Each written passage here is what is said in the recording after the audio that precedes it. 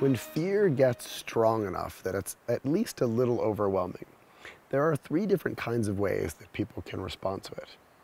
You can check out, meaning it's too much. Your body just can't handle it, your mind can't handle it.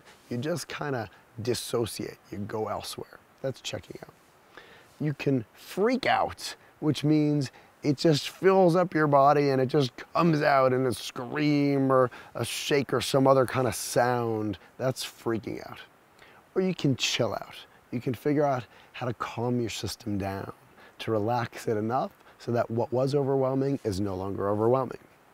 Now, if you want to learn how to overcome fear, here's how it goes. You don't want to be checking out.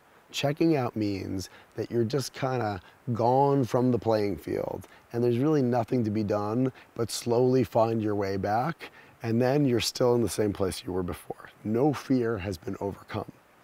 Checking out, however, is a really wonderful natural process.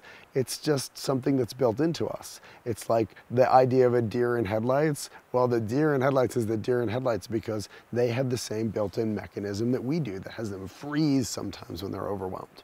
I'll come back in a minute to talk about why this is useful and important, but for overcoming fear, it won't do you any good. To overcome fear, what you need to do is freak out.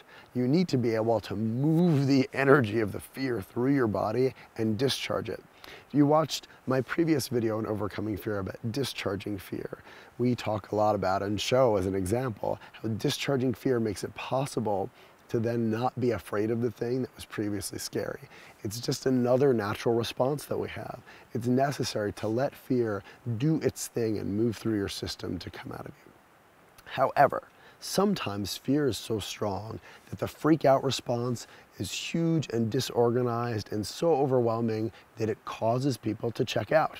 So if you just freak out and just go wild, especially if you don't have any help or support, it's going to be the thing that usually makes you shut down later. So sometimes you need to chill out enough so that you can freak out just the right amount. You need to be able to calm your system down and do whatever it takes to be able to relax, to chill, so that you can then start to notice what's scary and move enough of that fear through you and freak out just enough for that to be helpful in the process of healing and discharging and overcoming fear. Let me give you a couple examples of how this works. One is tree climbing. I love teaching people to climb trees, and the process often goes like this. Someone gets to a limb in the tree that's high enough to scare them. Now, for some people, that's like right at the ground. It's the first limb. And some people, they have to get high up enough that they look down and they go, "Wah!" And what often happens at that time is people will get paralyzed with fear. They check out. They can't go any further. Now, what a wonderful built-in mechanism for keeping someone from doing something that might be dangerous. It's a really great thing that people don't keep going. Instead, they freeze. So they've checked out. But I want them to overcome the fear that's keeping them from climbing higher so that they can enjoy climbing the tree. So instead, I try to help them freak out. I say, okay, now I want you to look down at the ground and shake and go, "Ah!" and just act out your fear as much as you can. And if they can do that, they'll do it for a while. Sometimes people cry, people talk out loud about what might happen if they fall. They do all this stuff to move it. And then after a little while, they look up, they see the next limb and they keep climbing. But some people can't do that discharging of fear because they're just too scared. They just stay kind of frozen. So before they can do that, I have to help them chill out. I say, listen, get on a limb where you can tell you're solid, sit down, all right? I want you to hold on to that. I want you to feel that you're actually being held by the tree. You're not gonna fall, you're not gonna slip, okay? You can tell. Now breathe. I help them to breathe, to slow down the process, slow down their nervous systems, so that then, once they're in a calmer state, I can say, now I want you to notice that it's really scary and freak out a little bit, and then they freak out. So that's the example for climbing trees. You gotta chill out enough to freak out enough so you don't check out. Another great example of how this works is with panic attacks. People who have panic attacks, what a panic attack means is just that someone is very scared.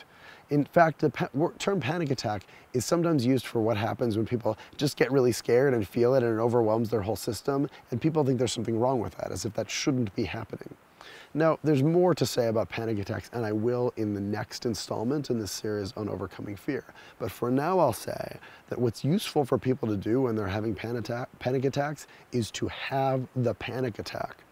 The panic attack is an attempt to freak out, to allow all the fear that for whatever reason is in a person's system to move through so that it's not in there anymore. But it's too much for most people most of the time, and so they try to stop it because they can't handle it. They try to freeze and often successfully do so, check out, dissociate, leave their bodies. They can't handle it. It's too much, it's too disorganized. So instead, what they need is someone with them to help them chill out enough so that they can freak out, to say, I've got you, I promise you, you will not die. I am going to make sure that no matter what happens, I will keep you alive. And I just want you to just feel as scared as you feel, and I'm going to stay right here with you. And that, and maybe also helping the person to calm down in other ways, or to breathe, or to resource in their bodies, to find something that's calm in them, that is often enough to help them start to freak out in a more manageable way, in a smaller amount at once.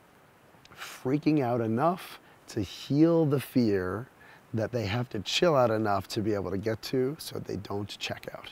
And that is checking out, chilling out, and freaking out. In the next installment on this series on overcoming fear, I'm going to talk about a number of different forms that fear takes, the kinds of challenges people have, the kinds of disorders that are associated with fear, and how to work with all of them in essentially the same way that involves slowly approaching the object of fear and then using these principles.